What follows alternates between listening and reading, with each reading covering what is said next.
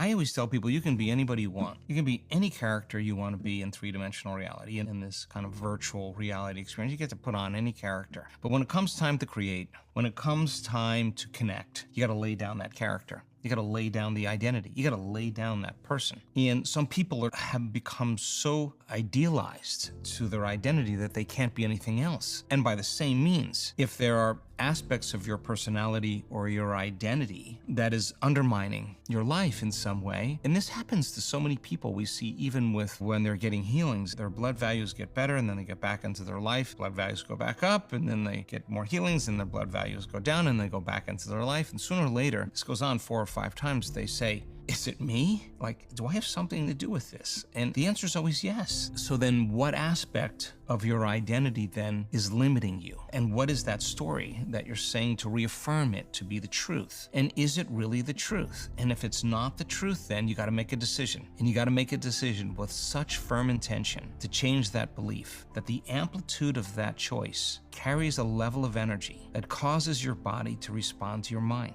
That the choice that you're making in that moment becomes a moment in time that you'll never forget. In other words, you have to say, I knew exactly where I was, what I was doing, what time of day it was when I made up my mind to change. And the stronger the emotion you feel when you make that choice, the more you remember the choice. And so you can't say, oh, well, I think I'm going to change this kind of part of my identity. Your body's going to say, he's lying. He's not serious. He's going to still make the same choice. When you say this is it, I don't care how long it takes, time, I don't care how I feel, body, I don't care what people think of me or what's going on in my life, environment, I'm gonna change.